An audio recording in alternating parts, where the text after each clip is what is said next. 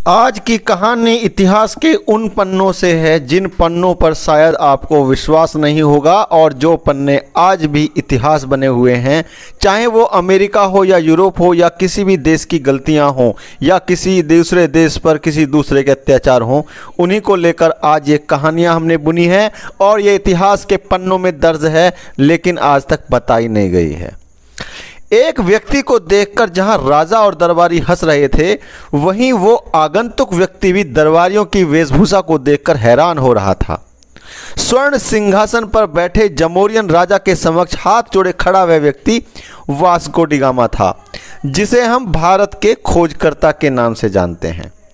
यह बात उस समय की है जब यूरोप वालों ने भारत का सिर्फ नाम भर सुन रखा था, पर हाँ, इतना जरूर जानते थे कि पूर्व दिशा में भारत एक ऐसा उन्नत देश है, यहाँ से अरबी व्यापारी सामान खरीदते हैं और यूरोपियंस को महंगे दामों पर बेचकर बड़ा मुनाफा कमाते हैं। यही सोचकर वास्को डी गामा यूरोप से भारत की यात्रा पर आया था। भारत के बारे में यूरोप के लोगों को बहुत कम जानकारी थी, यहाँ तक कि उनको रास्ते भी मालूम नहीं थे। उस समय में जो रास्ते थे वो समुद्री मार्ग से होकर जाते थे, लेकिन यह बहुत कम जानकारी उन्हें चैन से सोने नहीं देती थी, क्योंकि आज भी अरब लोग उनके देश में लाखों करोड़ों का व्यापार कर रहे थे।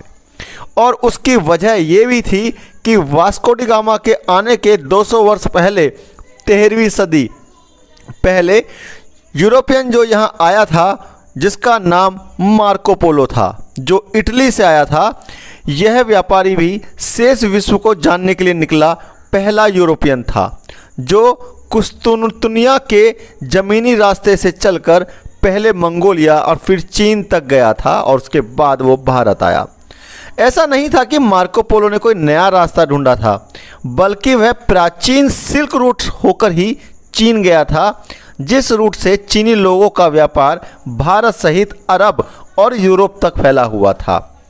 जैसा कि आपको नाम से ज्ञात हो रहा है, चीन के व्यापारी जिस मार्ग से होकर अपना अनोखा उत्पाद रेशम तमाम देशों तक पहुंचाया जाता था, उन्हीं मार्गों को रेशम मार्ग या सिल्क रूट कहते थे। अब आपको समझ में आ गया होगा कि सिल्क रूट क्या है। आज की तारीख में ये मार्ग विश्व की अमूल्य धरोहर में शामिल हो चुका है। तो अब आइए लौटते हैं कहानी की ओर। तो मार्को पोलो भारत भी आया था, कई राज्यों का भ्रमण करते हुए केरल भी गया था। यहाँ के राजाओं की शानो शौकत, सोना चांदी जड़ित सिंहासन, हीरे आभूषण देखकर खुशहाल प्रजा, उन्नत व्यापार आदि को देखकर अपने देश वापस लौटा, और भारत के बारे में यूरोपियंस को यह पहली पुख्ता जानकारी मिली थी। इसी बीच दोस्तों एक गड़बड़ हो गई। अरब देशों में पैदा हुआ इस्लाम तब तक इतना ताकतवर हो चुका था कि वह आसपास के देशों में अपना प्रभुत्व जमाता हुआ पूर्व में भारत तक पहुंच रहा था। तो वहीं पश्चिम में यूरोप का कुस्तुनतुनिया, जो कभी ईसाई रोमन साम्राज्य की राजधानी हुआ करती थी, उसके पतन के बाद वहां मुस्लिमों का शासन हो गया, और इसी के साथ यूरोप के लोगों के लिए एशिया का प्रवेश का मार्ग भी बंद हो गया, क्योंकि मुस्लिमों ने ईसाइयों को एशिया में प्रवेश की इजाज़त नहीं दी थी। अब यूरोप के व्यापारियों में बेचैनी शुरू हुई। उनका लक्ष्य बन गया कि किसी भी तरह से किसी भी मार्ग द्वारा भारत तक पहुंचा जाए। तो सबसे पहले क्रिस्टोफर कोलंबस निकले भारत को खोजने, जो कि 1492 की बात है। पर वे बेचारा रास्ता भटक कर पहुंच गए अमेरिका, परंतु उन्हें यकीन था कि यह इंडिया है, और वहां के लोगों का रंग गेहुआ लाल देखकर उन्हें रेड इंडियन भी कह डाला। और क्रिस्टोफर कोलंबस यह देखकर खुशी खुशी अपने देश लौटे, और लोगों ने जब पूछा कि इंडिया की खोज हो गई, तो उन्होंने पूछा कि इंडिया के बारे में मार्को पोलो बाबा की बातें सच हैं। तब उन्होंने कहा कि अरे नहीं, कुछ नहीं, वहाँ सब जंगली हैं और वहाँ सब जंगल ही जंगल हैं। अब सभी लोगों को उन पर शक हुआ कि मार्को पोलो जी सही हैं या क्रिस्टोफर कोलंबस सही है। अब लोगों को शक होना लाजमी था। अब लोगों को शक हो गया और अब बात ये पहुंच गई पुर्तगाल। तब वहां एक नौजवान और हिम्मती यूरोपियन नाविक वास्को डी गामा ने अब भारत को खोजने का बीड़ा उठाया और महाराज से कहा कि मैं भारत की खोज करूंगा। अपने बेड़े और कुछ साथियों को लेकर निकला समुद्र की ओर और आखिर कुछ महीनों के बाद भारत के दक्षिणी तट कालीकट पर उसने कदम रखा। कालीकट तो आप जानते ही होंगे। इसी बीच इटली के एक दूसरे नाविक के माइंड में एक बात कचोट रही थी कि आखिर कोलंबस कहाँ पहुँच गया था, जिसने आकर यह कहा था कि इंडिया के लोग लाल और जंगली हैं। उसकी बेचैनी जब दिनों दिन बढ़ने लगी तो वह निकल पड़ा कोलंबस के बताए रास्ते पर। उसका नाम था अमेरिगो वेस्पुसी। जब वो वहाँ पहुँचा तो 1501 में तो उसने देखा कि ये तो वाकई एक नई दुनिया है।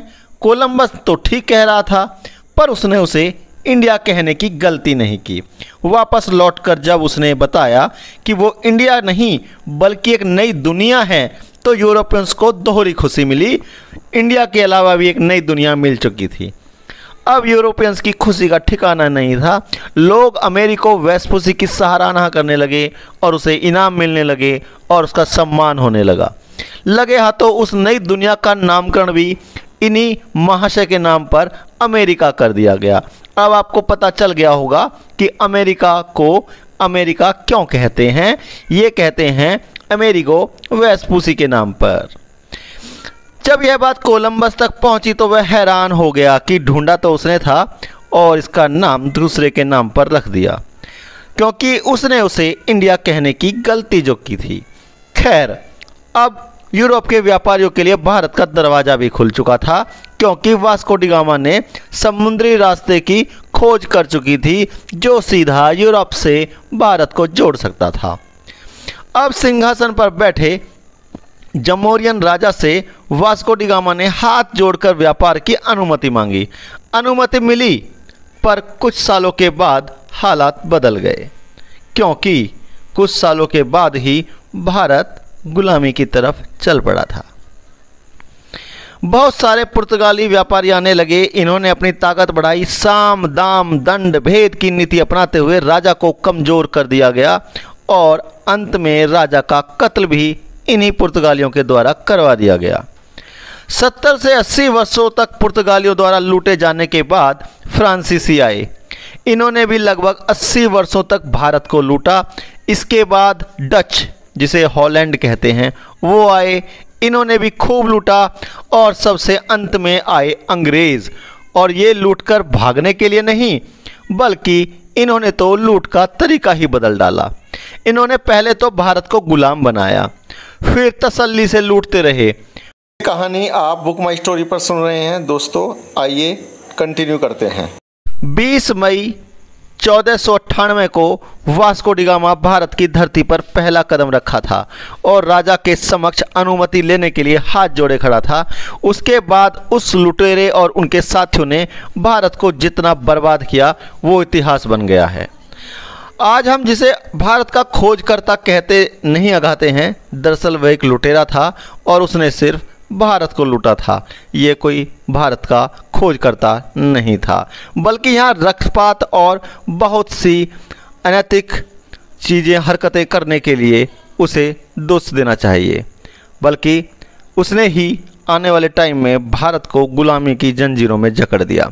अभी भी बहुत कुछ है। आने वाले टाइम में हम आपको नई दुनिया की जो खोज कोलंबस ने की थी उसके बारे में पूरी जानकारी देंगे नए वीडियो में। अगर आपको ये वीडियो पसंद आए तो दोस्तों नीचे कमेंट कर दीजिएगा और शेयर कर दीजिएगा। चैनल को सब्सक्राइब कीजिए। मैं हूँ आपका होस्ट एंड दोस्त। मिलते हैं नए वीडियो में। तब तक के लिए दोस्तों have a nice day. Bye bye. See you.